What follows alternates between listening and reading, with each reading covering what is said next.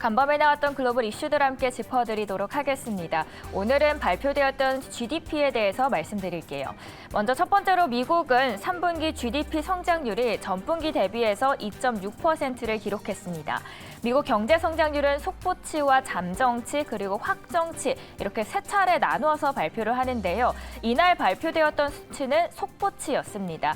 따라서 앞으로 향후에 있어서는 수정될 여지도 있다는 점입니다. 그래도 이날 발표된 GDP는 기술적인 침체에 들어섰던 미국 경제가 경기 침체의 기술적 기준에서 탈피했다라고 평가를 받았습니다. 물론 마이너스를 기록했던 1, 2분기와는 다르게 반등을 했지만 실제 경기 상황과는 다소 괴리가 있다는 평가입니다. 다시 말해서 성장률에 큰 의미를 부여하기에는 아직까지 한계가 있다라고 평가를 합니다. 호조를 보인 경제 성장률과 달리 부동산 지표와 그리고 빅테크 기업 실적 등은 여전히 경기 침체 수준을 가리키고 있기 때문인데요. 속보치가 나오기 전에 각 외신들은 어떻게 전망을 했는지 함께 알아보도록 하겠습니다. 먼저 로이터 통신에서 예측하기를 2.4%를 예측하고 있었습니다. 그리고 경제매체 마켓워치에서는 3분기 경제 성장률의 반등을 전망했는데 수입이 급격하게 떨어지면서 무역 수지가 경제 성장률을 견인하는 데 있어서 중요한 역할을 했을 것이다라고 예상했네요. 따라서 일시적인 무역 수지 개선을 제외하면 실제로는 경기 둔화를 시사하는 세부적인 지표가 많았다라고 지적합니다. 따라서 글로벌 투자은행 골드만삭스 그리고 JP모건 CEO가 앞으로 경기 침체가 올 것이다라고 예측을 했듯이 공격적인 기준금리 인상의 여파로 내년에는 진짜 침체에 빠져들 것이라는 우려도 여전한 상황입니다. 파이낸셜 타임스는 변동성이 심한 국제 무역 수지 개선이 3분기 GDP 전체 숫자를 왜곡했다라고 이야기합니다. 그리고 뱅크 오브 아메리카에서도 이야기를 하는데요.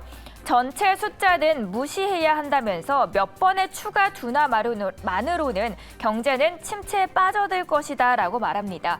구체적인 이유는 강달러 현상으로 앞으로 미국의 수출이 어려워지고 있다는 점에서 3분기와 같은 무역 수지 개선 흐름이 계속 이어질 가능성이 있다는 관측입니다. ABC도 함께 체크를 해보실까요? 구체적인 내용은 좋았지만 무역 적자의 개선으로 플러스 성장을 전환하는 것에 불과했다라고 지적을 하네요. 다만 11월 8일 중간선거를 앞둔 조 바이든 대통령과 민주당으로서는 물론 미국인들의 체감 경기를 반영하지 못한 수치가 선거에서 크게 도움이 될지는 모르겠지만 일단은 좋은 지표로 한숨을 돌리는 분위기였습니다. 이런 희소식이 전해지자 바이든 대통령은 이날 경제 성과를 다시 강조하면서 성명을 발표했고요. 실제로 주 수개월간 비관론자들은 미국 경제가 침체 상태라고 주장했고 공화당은 이를 응원해 왔는데 오늘 우리는 경제 회복이 계속되고 있다는 추가적인 증거를 얻었다라고 발표합니다. 중간 선거를 앞두고 계속 하락하던 지지율에 긍정적인 영향을 줄지 함께 지켜보시면 좋겠습니다. 첫 번째 이슈로는 3분기 GDP에 대해서 알아봤고요. 두 번째 이슈도 함께 해주시죠. 이번에는 앞으로 미국 빅테크 기업들에 대한 이야기인데요. 최근에 미국 빅테크 기업들이 줄줄이 어닝 쇼크를 기록하면서 경기 침체 우려는 점점 더 심해지고만 있습니다.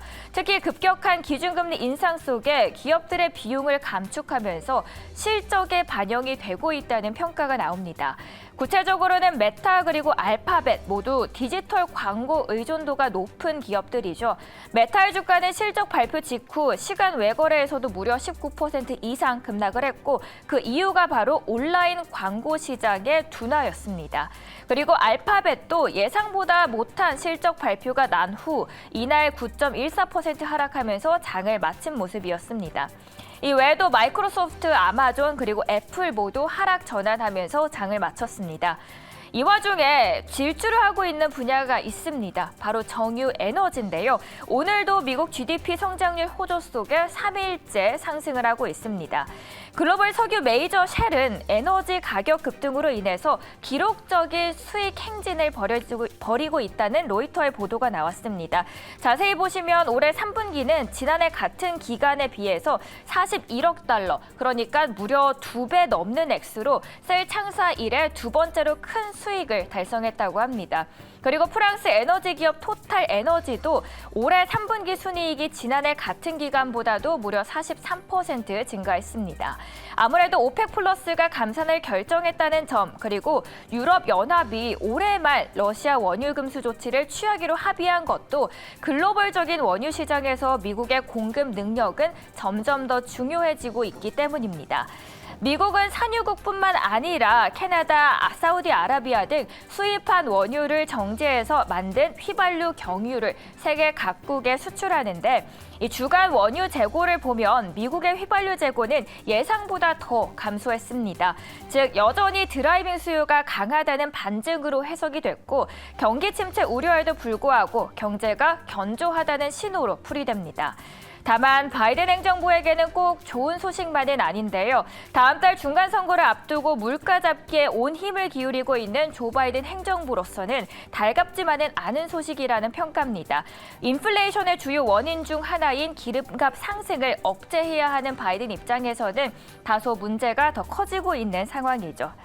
앞으로 이렇게 바이든의 이슈 그리고 중간 선거를 앞두고 어떻게 미국 경제가 펼쳐질지 함께 주시하시면 좋겠습니다. 이어서는 앵커 브리핑도 함께 해주시죠.